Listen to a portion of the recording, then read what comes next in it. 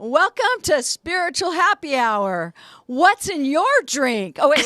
What's in your drink? I'm not drinking anything. Maybe that's the problem. Maybe.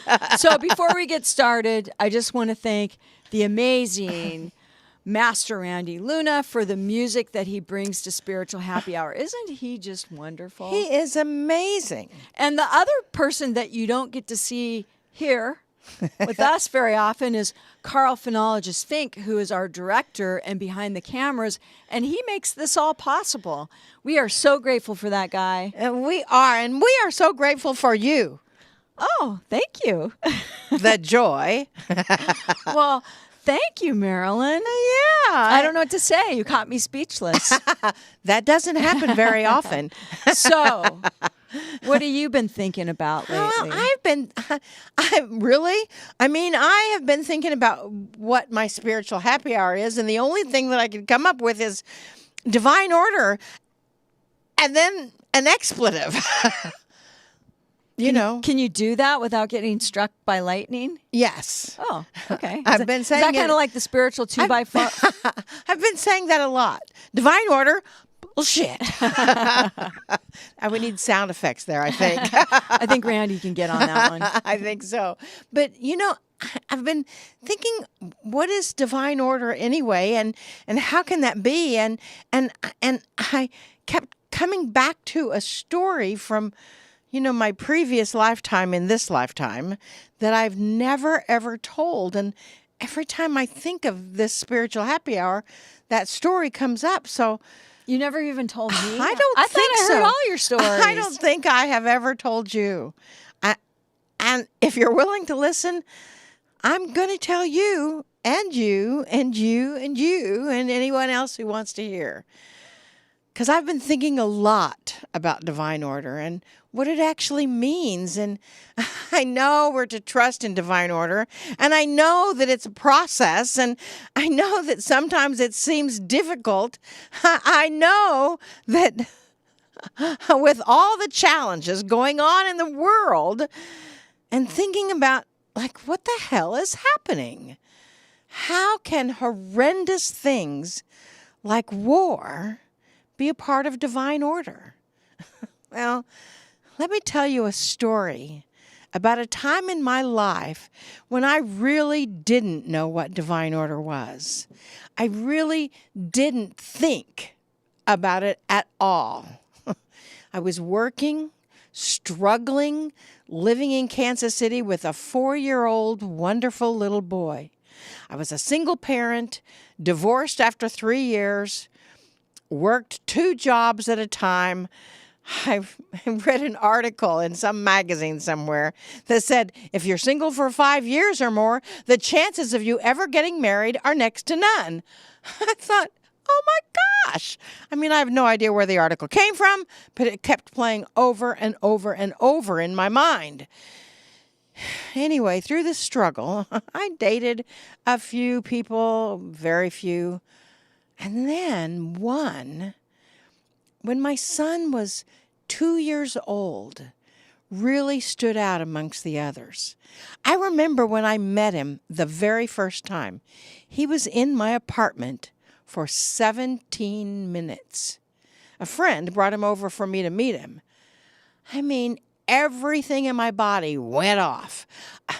There was an immediate chemical reaction. I was definitely drawn to this guy in some unexplained way. We dated a few months. It was during the disco era. You remember the disco era? Well, some of you may. My goodness, we could dance. First of all, we were like 2 miniature people. He was 5'4", I was almost 5 foot. And yet, in disco, we could clear a dance floor. Once we went to a club about 60 miles away, and we'd heard that they videotaped some of the dancers, and you guessed it, next time we went there, we were actually on the television screens all around the dance floor dancing. It was so cool. Well, we dated for 6 months or so, and then all of a sudden, he was gone. Gone. He didn't say anything. He didn't do anything. He was just gone. Now, skip forward 2 years. Okay? Are you following me?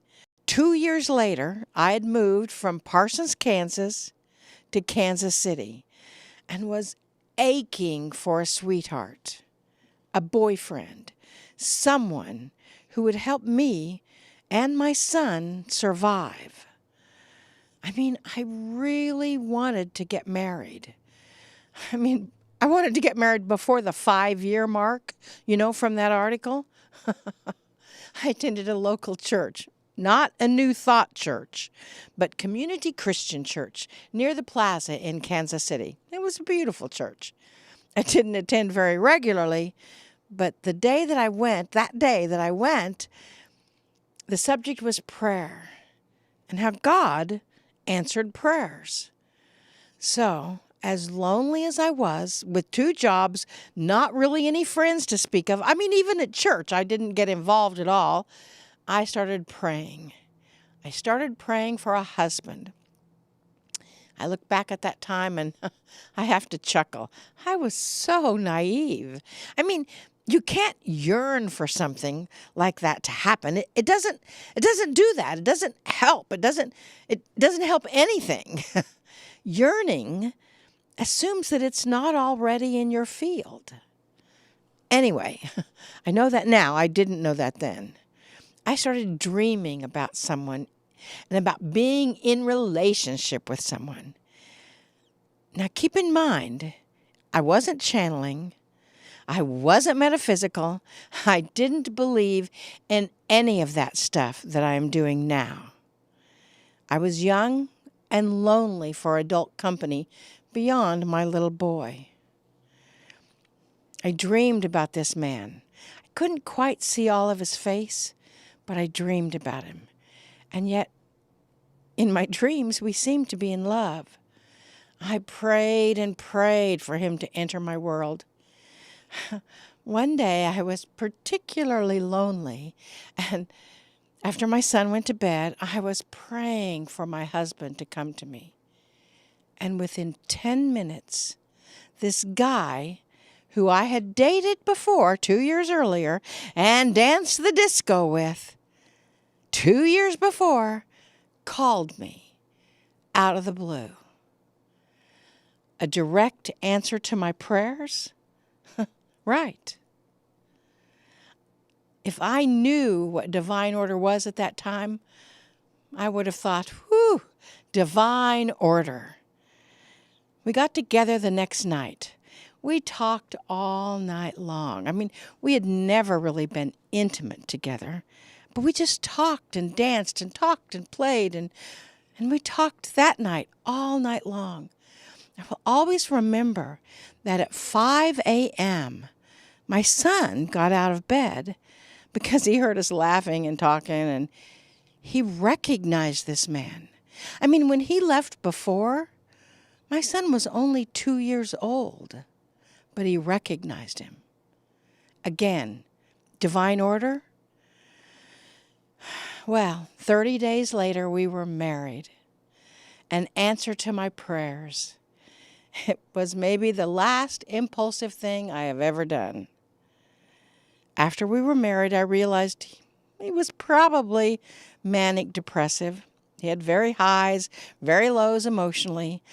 I don't need to go into all the details. We just moved several times. He was a licensed mental health therapist in group homes and hospitals for at-risk children or the mentally disabled. 5 years later, I discovered that he had been molesting my son for 2 years. Oh, yes, there were signs. There were problems, but I was made to feel that somehow those problems were all my fault.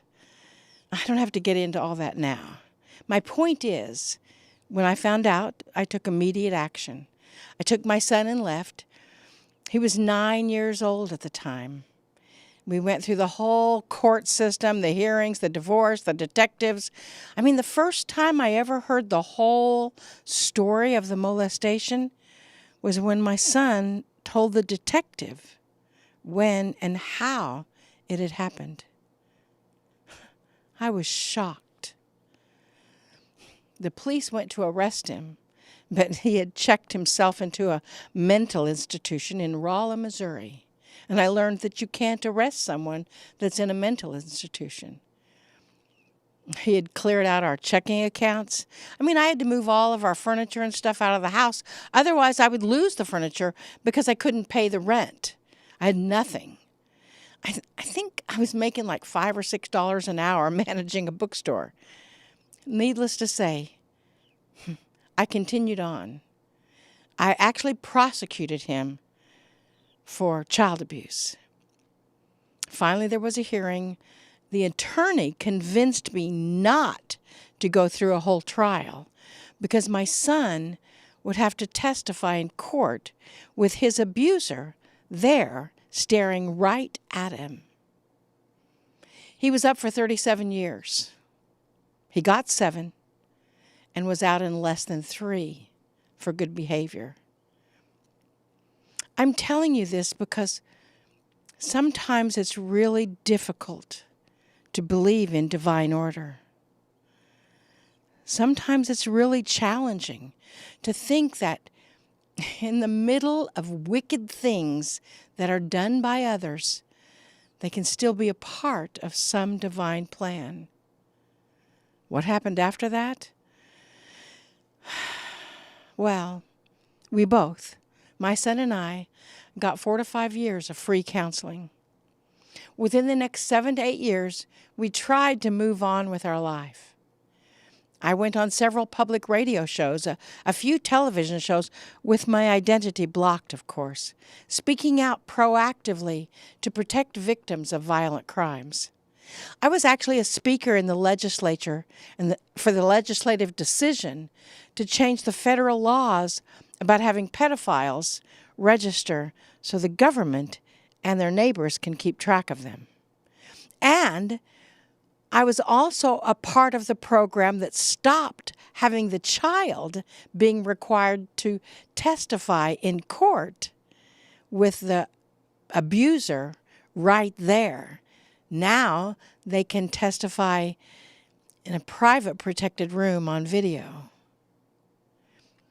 I wrote 3 plays that raise money for victims of violent crimes. I don't know how much has been raised in Southwest Missouri, but it's a lot.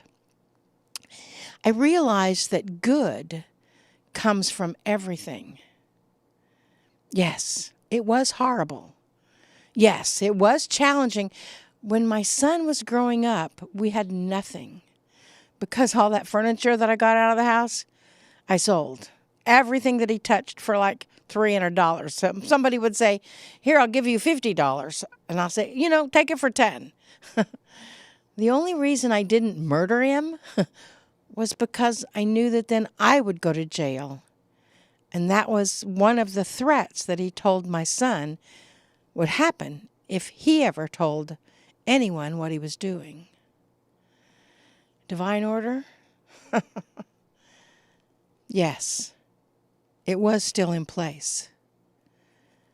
Good comes from everything? Absolutely. I was a victim at first. My son was a victim at first. For a long time, I lived by the words from the Bible, "Revenge is mine, saith the Lord." I was hurt, I was angry, and I didn't really trust anyone anymore. I dated a few people, but needless to say, I did not pray for a relationship. When I woke up, or when I experienced a soul transformation 8 years later, I realized that yes, good does come from everything.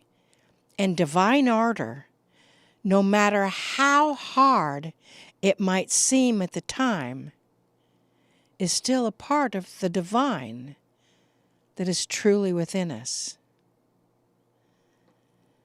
I looked back at all the counseling and all the ministers that I had talked to, and the one thing that was left out or somehow I missed was forgiveness. Yes, forgiveness. You see, somehow, myself and my son created that situation. This was one of those things that we needed to learn in order to evolve. I'm not a victim. I would not be who I am today had that not happened, and neither would my son. I learned that I had to forgive my second husband, and really, more importantly, I had to forgive myself for creating that. I was a victim of my own guilt and self-blame for several years. Every once in a while, the old energy still pops up just to see if I can still forgive and pray for his happiness. I went through all the forgiveness exercises, writing 1,000 times, I forgive. I'm changing his name just in case you need to know that. I forgive John Doe. I forgive John Doe. I forgive John Doe. I forgive myself. I forgive myself. I forgive myself. Yet my cells were simply not buying it. There was still this underlying anger, this vengeful feeling of victim energy that I really couldn't shake. Then someone told me about a book. I'm not even sure what the name of that book was. It was something about super consciousness. Anyway, in the book it said, yes, you have to forgive everyone of everything, no matter how awful the situation was, and you have to forgive yourself above all, because you chose to create that situation. It was hard to swallow. Then this book said something that I had not heard yet. It said, you don't have to forgive with all the affirmations, I forgive, I forgive, I forgive. You just have to be willing to forgive, and then you can move on. That was a turning point in my belief in divine order. I started repeating 1,000 times a day, I am willing to forgive myself for choosing to marry a pedophile. I am willing to forgive myself for putting my son in that situation.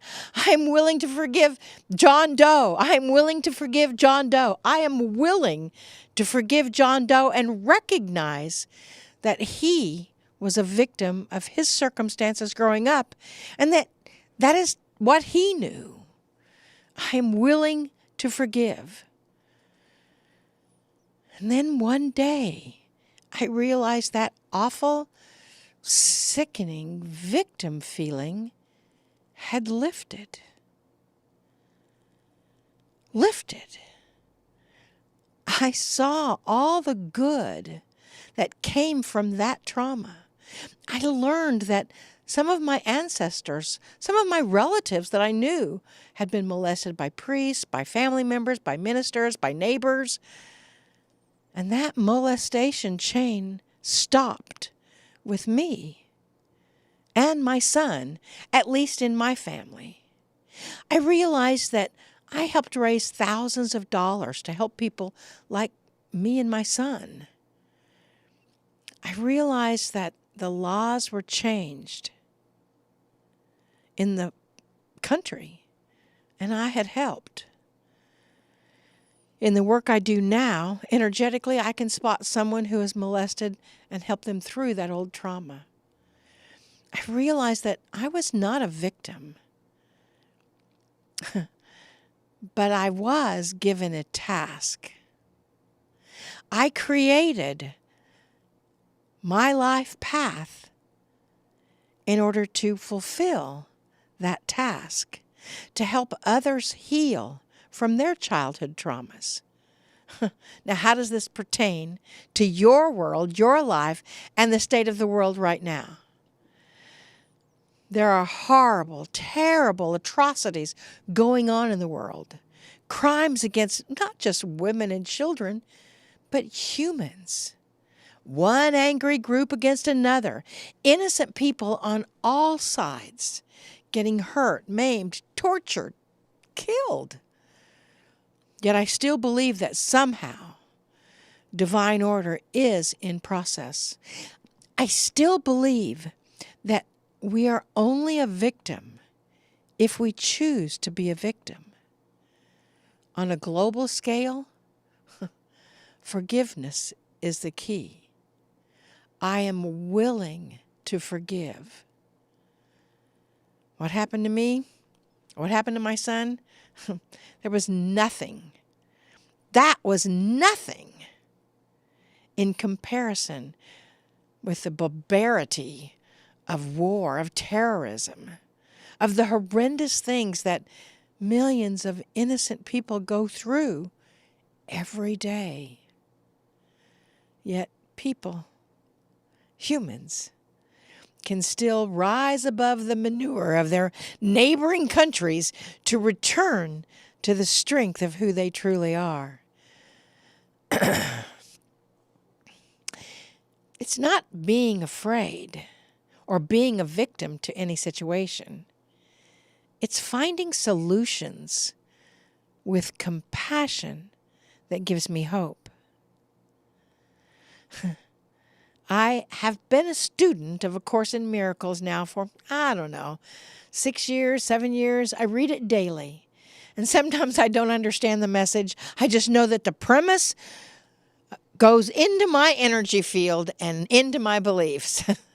There are at least 162 out of 365 lessons, probably more, where Yeshua, Jesus, says, I am as God created me. And that doesn't mean I am as God created me with only the good stuff in my life. That means that I have the tools to realize that as God created me, I am acting as God within me. I've created some wonderful opportunities to experience growth, change, and the compelling awareness that I get to forgive continuously and learn from the battles within myself and my fellow humans. Yes, divine order is sometimes really difficult to handle. Yet even in the darkest of times, humans are very resilient. This is a message I received from a dear friend in October, 3 days after the most recent altercation in the Middle East. She was 18 miles, 30 kilometers from the worst fighting in that war. She said, I know in my heart that it is part of the world changing, and I keep joining my love and prayers to be a constant stream of love surrounding this broken planet.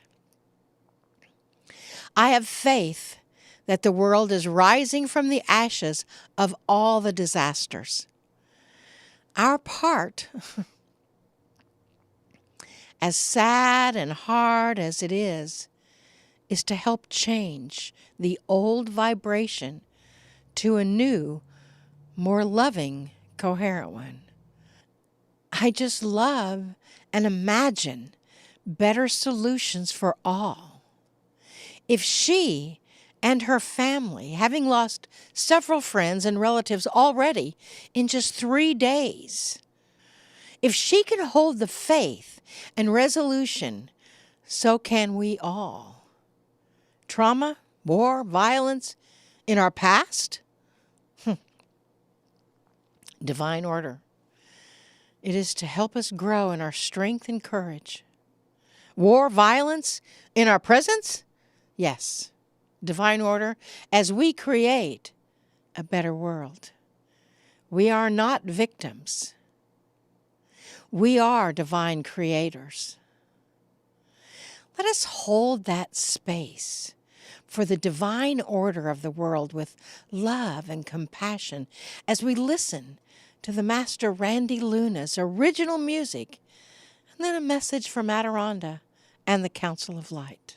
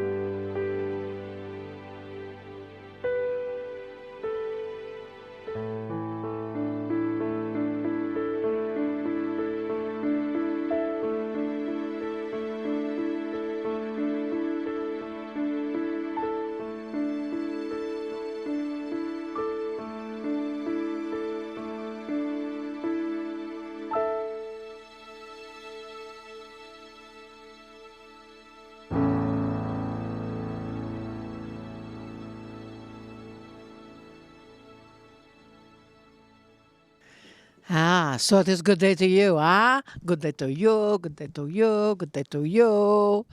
Good day to each of you. Ah, there you are. Ah, yes. As you understand, each of you are right here with us. We know you may be sitting in your living room or your car or somewhere else, but we feel your energy right here present with us because it's all just energy, as are you. And it is all divine, as are you. That is why when our vessel Marilyn started thinking about this particular spiritual happy hour, we said she has to come clean. Not by showering, but by really telling you some of her trauma, some of her belief, and how she has come round to divine order. To understand that no matter how she created a horrendous situation, no matter how awful you are creating this awful, horrible situation, it is still a part of a bigger picture. It is still a part of a new set. Setting the world anew, uncovering a dimension that has not been experienced in this capacity before, opening up an avenue of divine transformation. That is what this is about. The repeating of history. It needs to stop once and for all.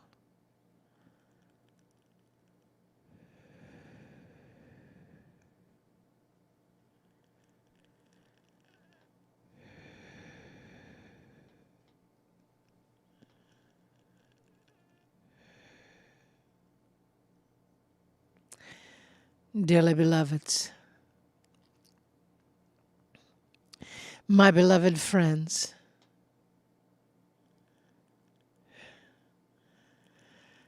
when I walked with you, the world was much smaller. I know, it was still the same size, but you didn't have the media, the internet,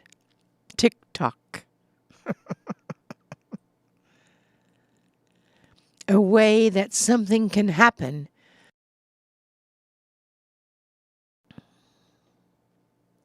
on one side of the world, and you know it within seconds on the other.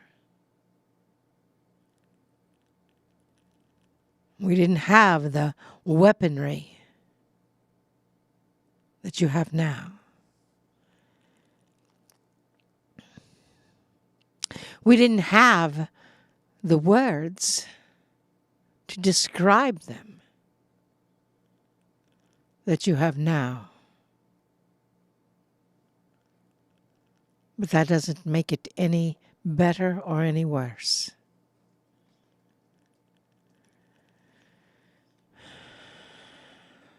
I ask you,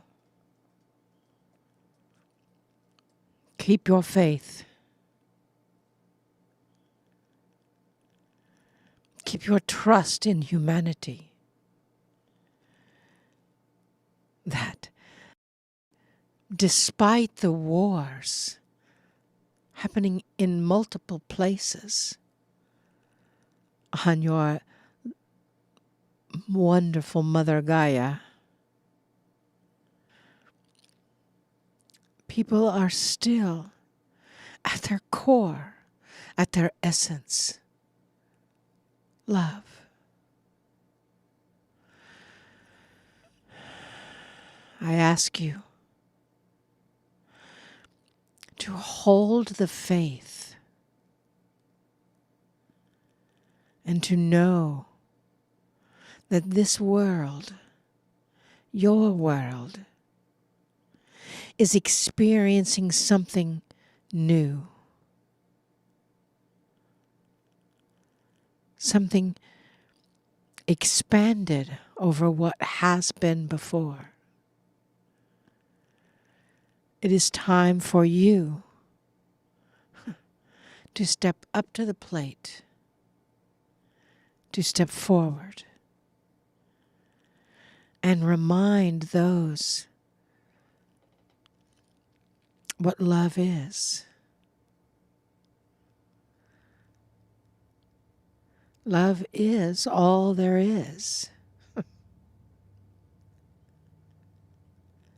Love heals all. God, Father, is a part of you and me.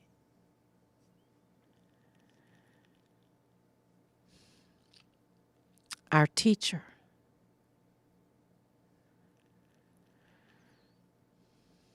our instructor. You are still the one who makes the choice, because free will is possible. Understand and know that your prayers make a difference. As you pray, so will I. As you pray, people all over the world will also pray.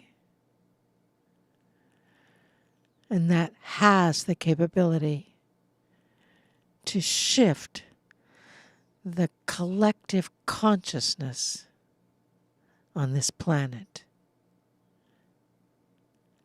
Do not buy into the pain, but to heal it with love.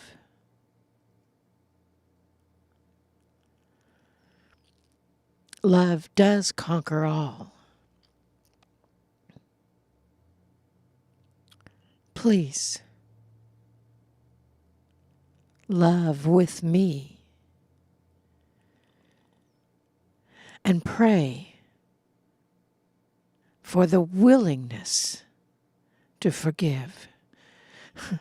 I am willing to forgive my persecutors. I am willing to forgive those who killed my family.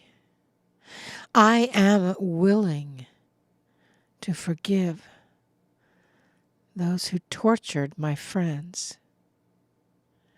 I am willing to forgive that which I have created.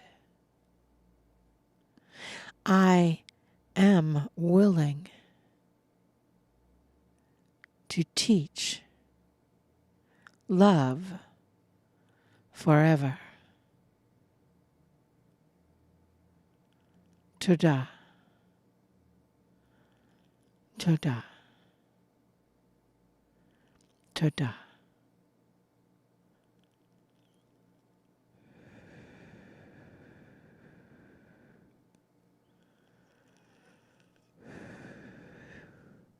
Whew.